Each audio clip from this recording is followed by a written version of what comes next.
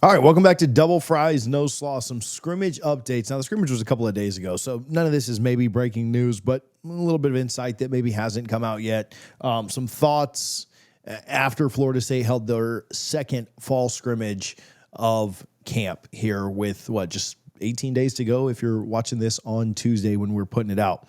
Let's just get right into it. The biggest play that many of you have seen, Jeremiah Wilson made a great athletic interception on a Thomas Castellanos pass on the opening series, which really set the tone for the defense. And, from there, we'll talk about the offense a little bit more. The offense did respond really well, but a good job by Wilson. The pass I asked, was in the highlight video that you can see, on any kind of social media. We posted it too. If you haven't seen it, go check out the shorts on the channel.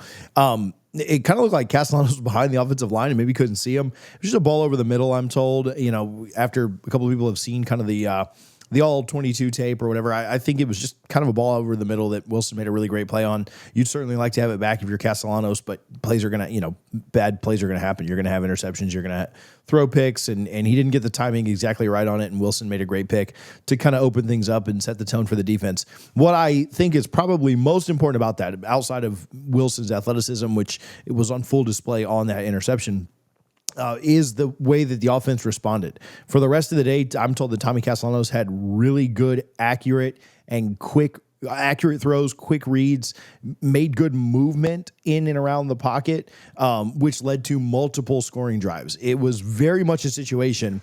I'm not making this comparison because I don't need the hate in the comments, but it was very comparable to the way that Jameis would throw a pick early in a game in 2014, sometimes even in 2013.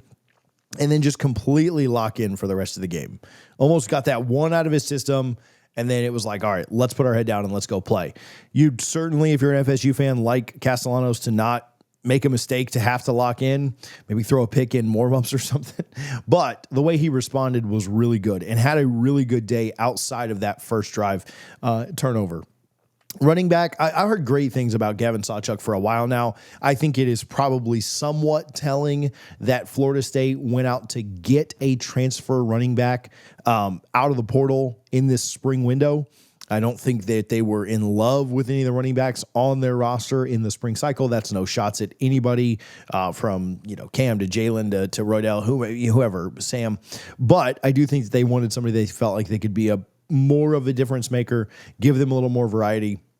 And I don't know if in the Bama game, Gavin Sawchuk is going to be listed as the running back one. Mike will probably do the dumb or thing where he's got like 7 guys listed at each starting spot. I think when the Bama game starts, 25 minutes before kickoff, I would not even be surprised if Rodell was your starter, for play one. But I do think that Sawchuk is the guy that's probably going to end up carrying the load. He moves really well. He seems a little more decisive. I think that's probably the way things are trending. And then I think eventually Cromah takes the reins away from him. Cromah is just on a different planet of athleticism. Couple of score. I mean, you've heard this, like that's not any kind of breaking news. You've all seen the clip where he absolutely, abuses a linebacker, and his athleticism, where he is going to get to is different than I think anybody else can get in that room and maybe on the roster. In general, he's really special. But Sawchuk really impressing early and impressed in the scrimmage as well. On the wide receiver room, just quickly, I don't think there was anything that stood out really, really crazy from conversations on that room. The thought is, we've had people ask about Luane McCoy.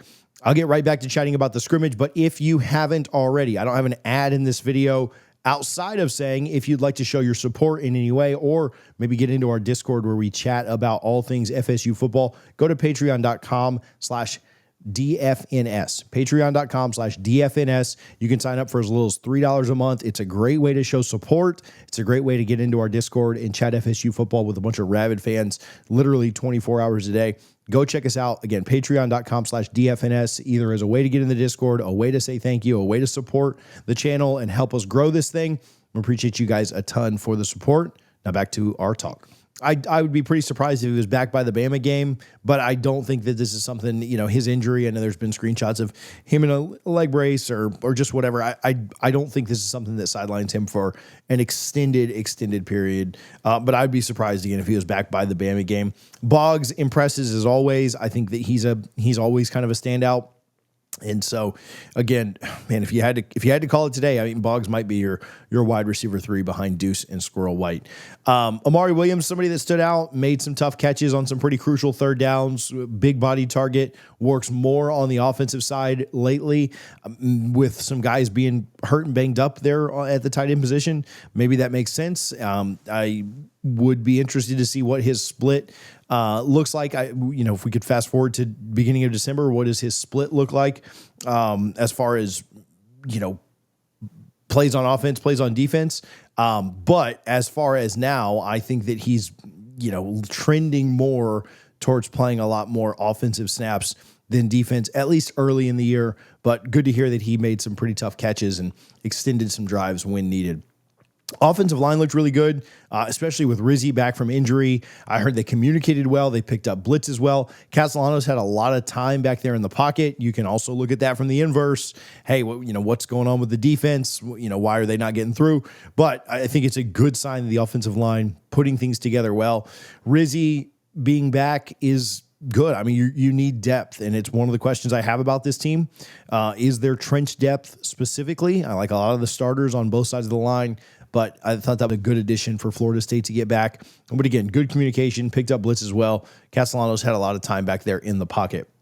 I've gotten a couple of questions on Otto and Rizzi. Who are Otto and Rizzi is the answer. Maybe let's say the thing right, but who's the next guy up? I think we're pretty confident that your tackles are Gunner and Gunner, Medley, Pettibon in the middle, Leonard, and then Pettis are your 5 starters, left to right, across the line.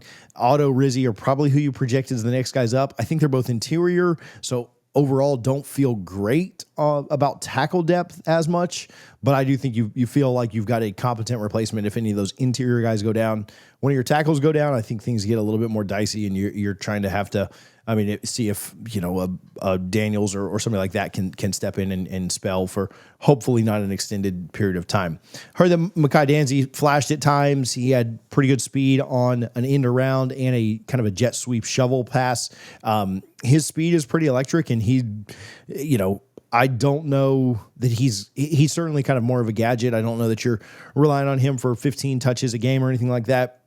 But if you can utilize some of his speed and get him around the edge, get him sideline to sideline, and then cut up the field, I think that's a pretty big deal. But he showed some flashes as well. On the defensive side of the ball, James Williams, I heard, was listed to me as a problem all day off the edge. He was really the only guy creating pressure consistently. Good and bad there, sure. I think you could look at that both ways. How much more you need other guys to certainly chip in and be part of that creating pressure group. It's good to hear that somebody's doing it, and James Williams probably going to be your go-to guy for that. Edge rushing and just pressure in general against any kind of pass rusher is a big, I wouldn't say worry, but maybe concern of mine is who is that guy that can really get after it. I think this team will be better against the run than they were a year ago, but can they get after the quarterback? Certainly don't expect them to get after the quarterback as well as they did 2 years ago, but it needs to be better than last year. Guys had forever back there in the pocket. We talked about Castellanos having a lot of time back there in the pocket during the scrimmage. That is great from an offensive line standpoint. Maybe not so good when you look at the defensive line, but one scrimmage, not trying to read too much into any one thing. Shamar Arnaud, we'll skip. I don't think anything crazy happened at the linebacker unit. Shamar Arnaud made some plays with really physical coverage. He forced a fumble, had really strong tackling. Again, I told you guys, I think that, Wilson is easily your cornerback 1. Jabril Rawls, Quindarius Jones, other guys there mixing up for quarterback 2. I think Arnaud's going to get some burn. How much does he get against Alabama? I don't know. But I think he's a serious player and somebody that continues to make plays, and when he's out on the field is very effective. Jason Jenkins coming back after an injury brought a lot of size and presence inside. He plays way more inside than outside. I do think that's probably ideal with you needing somebody to spell Darrell Jackson. I know Sampson's there as well. I know that that's not their only option, but surprisingly played a little bit more inside than outside, which to me, again, is a big deal. You're going to need more inside guys than just Darrell Jackson. And so Jenkins full go, went after. They don't go half speed in these scrimmages. And so I think that's especially on the lines, right? You can have a quarterback that's got a green jersey on, but Jenkins going pretty full blast in the scrimmage is a big deal. This is a quote that was told to me. Listen, this isn't me saying it, so don't be clipping me up or anything. But I heard that the way they played in the scrimmage, it was the best the offense had looked since the 23 year. Now you might say, oh, what about the defense? Is our defense in trouble? This, that, and the other. The defense has won the day for many of these practices and scrimmages. It's good the offense struck back and kind of probably won the day there, but the offense looked really fluid and really good for the first time in a while. Defense forced several 3rd and longs, pretty good disciplined play and relentless pursuit. The offense was, again, good and bad, right? Because you don't want to hear your defense is doing poorly, but it's great to hear your offense is converting. The offense did a good job of converting on several of them. Amari Williams being one of the guys that helped accomplish that.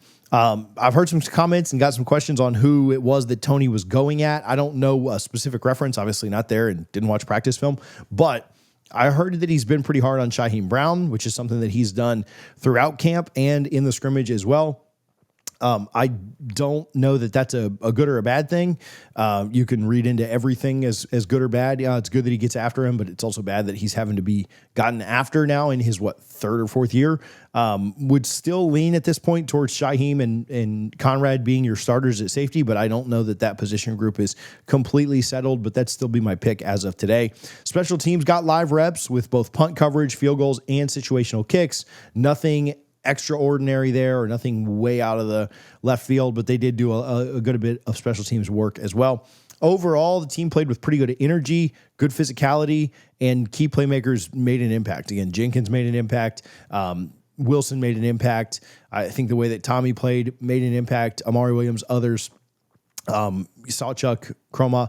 So you had a lot of key playmakers making impacts, but overall good energy, good physicality. I heard there was rain. They thought they were going to have to move it, ended up going back out into Doak. So there was some, it's just unpredictable circumstances that kind of could have made the team lose energy, focus, whatever.